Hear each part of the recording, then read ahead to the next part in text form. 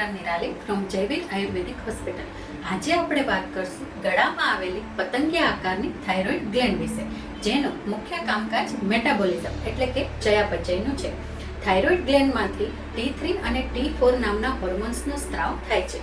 જો કોઈ પણ કારણસર આ હોર્મોન્સનો સ્ત્રાવ વધારે પ્રમાણમાં થાય તો તેને હાઇપરથાઇરોઇડિઝમ અને ઓછા પ્રમાણમાં થાય તો તેને હાઇપોથાઇરોઇડિઝમ કહેવામાં આવે છે. હાઇપરથાઇરોઇડિઝમ કરતાં હાઇપોથાઇરોઇડિઝમના પેશન્ટની સંખ્યા વધારે પ્રમાણમાં જોવા મળે છે. જેથી આજે આપણે હાઇપોથાઇરોઇડિઝમ વિશે વાત કરીશું. જેમ આગળ જણાવ્યું તેમ હાઇપોથાઇરોઇડિઝમમાં હોર્મોન્સનું પ્રમાણ ઘટે છે, જેના કારણે મેઇન અસર ચયાપચય પર થાય છે.